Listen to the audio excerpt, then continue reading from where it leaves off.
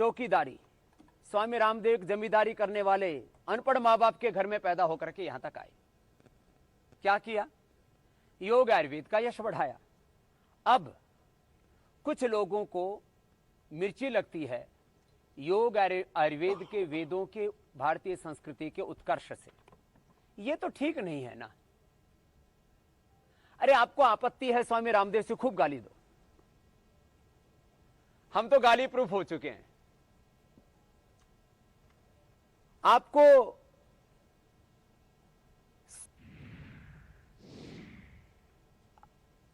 इस पूरे ट्रायल में यह देखा गया कि सबसे बड़ा खतरा होता है कोरोना पेशेंट्स में। जब कोरोना हमारी बॉडी के अंदर उतरता है तो हमारे लंग के अल्वोलाइज को ऑक्युपाई कर लेता है और एक कोरोना का जीवाणु अंदर गया तो वायरस अपना संक्रमण कैसे फैलाता है? साइटोकाइंस का एक तूफान खड़ा होता है अंदर। एक कोरोना अपनी जैसी हजारों फिर लाखों कॉपियां तैयार कर लेता है और इसका पता लगता है IL-6, TNF अल्फा और CRP बढ़ने से। हमने पेशेंट्स के अंदर देखा कि सारी चीजें कंट्रोल हो रही हैं, बहुत बेहतर तरीके से कंट्रोल हो रही हैं। जो भी कंट्रोल ग्रुप में जो प्लेसिबो ग्रुप था उसकी तुलना में, जिनका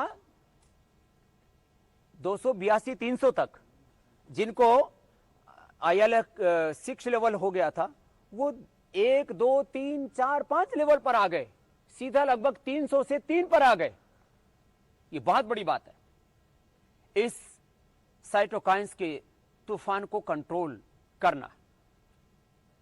फिर इसके जो भी वायरस लोड हैं या और दूसरी जो चीजें क्या क्या उसके अंदर भीतर परिवर्तन हुआ रोगी के अंदर, उसका पूरा साइंटिफिक डॉक्यूमेंटेशन है और किस तरह से कोरोना के सिम्टम्स के ऊपर, उसके व्यक्ति के सिस्टम के ऊपर ये औषधियां काम करती हैं आयुर्वेद की। जो भी देखना चाहे उस क्लिनिकल कंट्रोल ट्रायल की पूरी रिसर्च वो हमने आयुष मंत्रालय को जमा की हुई है। अब जब सारे अप्रूवल से लेकर के आयुर्वेद को क्लिनिकल कंट्रोल ट्रायल के जो भी पैरामीटर्स मॉडर्न मेडिकल साइंस ने सेट किए, स्वामी रामदेव ने पैरामीटर्स नहीं बनाए हैं, आचार्य बालकृष्ण ने पैरामीटर्स सेट नहीं किए हैं, ये पतंजलि के बनाए हुए पूरे प्रोटोकॉल्स नहीं है, ये मॉडर्न मेडिकल साइंस ने जो प्रोटोकॉल बनाए उन प्रोटोकॉल, ये क्लिनिकल कंट्रोल हुआ है, ट्रायल हुआ है। ऐसे ही 10 से ज्यादा बड़ी बीमारियों पर हम, जिसको 3 लेवल बोलते हैं रिसर्च के, वो हम पूरे कर चुके हैं। इनसिलिको, इन विट्रो और इन विवो, ये 3 लेवल हम पार कर चुके हैं। हाइपरटेंशन के रोगियों के लिए, हृदय रोगियों के लिए, अस्थमा के रोगियों के लिए, हेपेटाइटिस, अर्थराइटिस, रोमेटॉइड अर्थराइटिस के रोगियों के लिए, डेंगू, चिकनगुनिया, स्वाइन फ्लू के रोगियों के लिए। ये कोई हम पहली बार वायरोलॉजी के ऊपर रिसर्च नहीं कर रहे हैं। हमारे पास डॉक्टर अनुराग वार्ष्णेय जी जो मेरे भाई और हैं, ऐसे करीब 500 हमारे पास में आयुर्वेद के रिसर्च करने वाले सीनियर साइंटिस्ट और उसके ऊपर निरंतर वैज्ञानिक शोध, अनुसंधान और पूरे इस प्रोसेस को आगे बढ़ाने वाले लगभग 500 साइंटिस्टों की टीम है। पूज्य श्रद्धेय आचार्य बालकृष्ण जी के मार्गदर्शन में ये 500 साइंटिस्ट रात दिन काम कर रहे हैं। अभी तो एक कोरोना के बारे में हमने क्लिनिकल कंट्रोल ट्रायल का डेटा सामने रखा तो मानो तूफान सा उठ गया, भूकंप सा आ गया, चूल्हे हिल गई। उन ड्रग माफियाओं की, उन एमएनसीज के माफियाओं की, उन भारत और भारतीयता स्वदेशी विरोधी ताकतों की जड़ें हिल गई। और ये हो क्या गया? ये टाई साई पहनने वाले ये तो रिसर्च करते थे, ये लंगोटी धोती पहनने वाले कब से रिसर्च करने लगे? तो तुमने ठेका ले रखा है कि तुम ही रिसर्च करोगे। एक सन्यासी एक साइंटिस्ट की भूमिका में नहीं हो सकता, एक आचार्य वो जो है उस साइंस और टेक्नोलॉजी में रिसर्च में काम नहीं कर सकता। ये कौन सी अस्पृश्यता है? ये एक नई इंटचेबिलिटी, एक नई अस्पृश्यता, एक नई घृणा, एक नया उन्माद, ये किस तरह का हेट का दौर है? ये किस प्रकार से एक पूरी की पूरी एक सामंतवादी, एक साम्राज्यवादी सोच है कि कोई वेद पढ़ा हुआ, कोई भगवा कपड़ा पहनने वाला, कोई सन्यासी, कोई आचार्य कैसे रिसर्च कर सकता है? हमने योग आयुर्वेद की रिसर्च के लिए लगभग 10,000 करोड़ रुपए का इंफ्रास्ट्रक्चर खड़ा किया है इस देश के लोगों की ताकत से, उनके आशीर्वाद से, उनके स्नेह से। और अभी मैंने कहा ये तो एक क्लिनिकल कंट्रोल ट्रायल के डाटा सामने रखे तो पूरी मॉडर्न मेडिकल साइंस में तूफान सा उठा, और उन्हीं के बनाए हुए प्रोटोकॉल्स के अकॉर्डिंग, उन्हीं के बनाए हुए रिसर्च पैरामीटर्स के अकॉर्डिंग हमने ये कार्य आगे बढ़ाया है। अब ये कार्य और आगे बढ़ेगा और हम इस पूरे अनुसंधान को और बहुत दूर तक लेकर के जा रहे हैं। मैं इसलिए इस बात को कहना चाहता हूं कि आज मैं 5-7 बातें पूरी स्पष्टता के साथ सबके बीच शेयर करना चाहता हूं। एक बात कि यह जो आप मेरे हाथ में तीनों औषधियां देख रहे हैं, इनका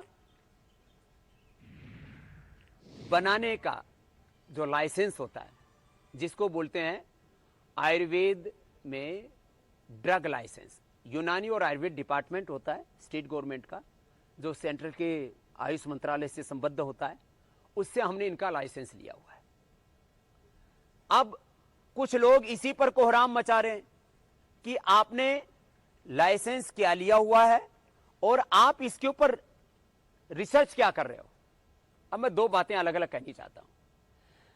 भैया, आयुर्वेद में ड्रग लाइसेंस का जो प्रोसीजर है वो औषधियों के परंपरागत गुण विज्ञान के आधार पर मिलता है। यह खाली स्वासारीय का जो रजिस्ट्रेशन होता है वो उनके परंपरागत गुणों के आधार पर होता है।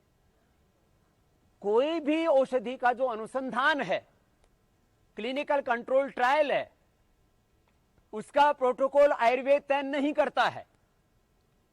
उसके लिए, क्योंकि पूरे मेडिकल सिस्टम को एलोपैथी या मॉडर्न मेडिकल साइंस लीड करता है, तो मॉडर्न मेडिकल साइंस ने रिसर्च के पैरामीटर्स बना रखे हैं, हम उसको फॉलो करते हैं। तो हमने कोरोनिल का, स्वासारी का जो आयुर्वेदिक ड्रग लाइसेंस है वो परंपरागत गुणों के आधार पर लिया।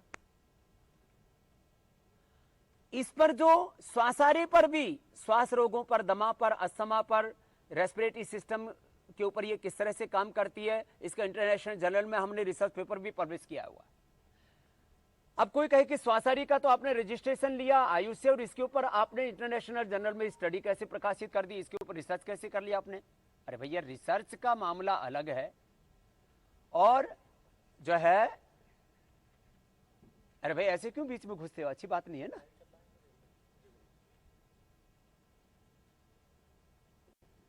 एक बात यह कहना चाहता हूं कि जब आयुर्वेद के ड्रग लाइसेंस का प्रोसेस हमने, जो ड्रग लाइसेंस के जो रिक्वायरमेंट्स हैं उसके अकॉर्डिंग करवाया, और इसका जो रिसर्च है, क्लिनिकल कंट्रोल ट्रायल का जो पैरामीटर्स, उसके जो प्रोटोकॉल मॉडर्न मेडिकल साइंस ने तय किए हुए हैं, उसके अकॉर्डिंग हमने कोरोनिल के जो एक्टिव कंपोनेंट्स हैं, गिलोय, तुलसी, अश्वगंधा, एक्सट्रैक्ट, पाउडर नहीं, और उसके भी जो एक्टिव कंपाउंड्स का एक स्टैंडर्डाइजेशन है, उस स्टैंडर्ड के आधार पर। अब कुछ लोग दे दनादन देश में गिलोय बेचने में लगे, अश्वगंधा, तुलसी बेचने में लगे। भैया, इसके अंदर गिलोय, अश्वगंधा, तुलसी का एक सुनिश्चित मात्रा में जो उसका एक्टिव कंपाउंड उसके अंदर होना चाहिए, उस एक्टिव कंपोनेंट के साथ, जिसके अंदर एक सुनिश्चित मात्रा में फाइटोकेमिकल्स, फाइटोमेटाबोलाइट्स होने चाहिए, उस मात्रा में लिया गया अश्वगंधा, गिलोय और तुलसी के एक्सट्रैक्ट को, और उसकी डोज दी गई रोगियों को, और उससे जो कोरोना पेशेंट्स में रिजल्ट आए वो हमने क्लिनिकल कंट्रोल ट्रायल में के डेटा में यहां देश के लोगों को उपलब्ध कराए। वो विज्ञापन नहीं है, और आज में जो मैं बोल रहा हूं ये कोई विज्ञापन नहीं है। मैं एक सच रख रहा हूं देश के सामने कि हमने गिलोय और तुलसी अश्वगंधा के एक्सट्रैक्ट से उसके एक सुनिश्चित मात्रा में, जिसके अंदर जो फाइटोकेमिकल्स हैं, फाइटोमेटाबोलाइट्स हैं, इसके उन तत्वों को लेकर के ये कोरोनिल, और ऐसे ही रुदंती से लेकर के और अलग अलग प्रकार के काकड़ा सिंघी, दालचीनी।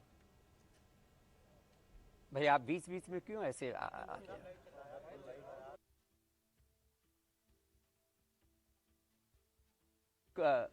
कोरोना काल चल रहा है, सारा देश जो है देख रहा है। तो देखो, एक बात ये कहना चाहता हूं अंत में कि अभी तो एक कोरोनिल और सांसारी के बारे में बात हो रही है, कल को ये भी बात करेंगे। तो 25 साल पहले रजिस्ट्रेशन करवाया था मुक्तावटी का, तो कि वो मुक्तावटी, हृदयामृत, सर्वकल्प क्वाथ या अश्वशिला या अलग अलग जो डेंगुलील आदि जो औषधियां हैं, ये अलग अलग जो आयुर्वेद के परंपरागत गुण इसमें लिखे हुए थे। ये कैसे कह सकते हैं कि ये तो बीपी की दवा है, ये तो शुगर की दवा है, ये तो हेपेटाइटिस की दवा है, और हमने हेपेटाइटिस नेगेटिव किया है। अब इसके ऊपर भी हमारे ऊपर कोई एफआईआर कर लो, जेल में डाल लो, हमको आतंकवादी कह दो, हमें देशद्रोही कह दो, कोई फर्क नहीं पड़ता। तो जब हमने जो दुनिया में नहीं हुआ था वो योग से किया। पहले तो हमने लाखों लोगों का बीपी ऐसा ठीक कर दिया कि उनको दवा लेने की जरूरत ही नहीं पड़ी। अब कोई कहे कि आप ये कैसे क्लेम कर सकते हो कि बीपी क्योर होता है? ये तो drug and magic remedy act के अंदर एक दंडनीय अपराध है कि आप बोलते हो कि बीपी के पेशेंट की दवाई बंद हो जाती है और वो नॉर्मल हो जाता है, अस्थमा के पेशेंट की दवाई बंद हो जाती है और नॉर्मल हो जाता है, डायबिटीज के पेशेंट नॉन डायबिटिक हो जाते हैं, हेपेटाइटिस ए बी सी जिनको था वो नेगेटिव हो जाते हैं, आर इफेक्ट पॉजिटिव थे वो नेगेटिव हो जाते हैं। Drug and magic remedy act, उसके अंदर तो कोई ऐसा बोल ही नहीं सकता। लेकिन जब हुआ है योग के द्वारा, लाखों लोगों का बीपी ठीक हो गया, लाखों लोगों का अस्थमा ठीक हो गया, लाखों लोगों का जो है आर इफेक्ट पॉजिटिव से नेगेटिव आ गया। अब ये हुआ है, अब इसको सच को ना मान करके लोग ये बात करें कि ये तो जो है स्वामी रामदेव कोई बहुत बड़ा गुनाह कर रहे हैं। तो भाई यदि ये करना गुनाह है, रोग मुक्त भारत बनाना गुनाह है, लोगों को आम की जिंदगी को थोड़ा पढ़ भी लीजिए। आप मुद्दे से भटक रहे हैं। सब बोलेंगे, सबकी सुनेंगे, अनुशासन के साथ सवालों की झड़ी अड़ी, क्योंकि हमें है देश की पड़ी। सोमवार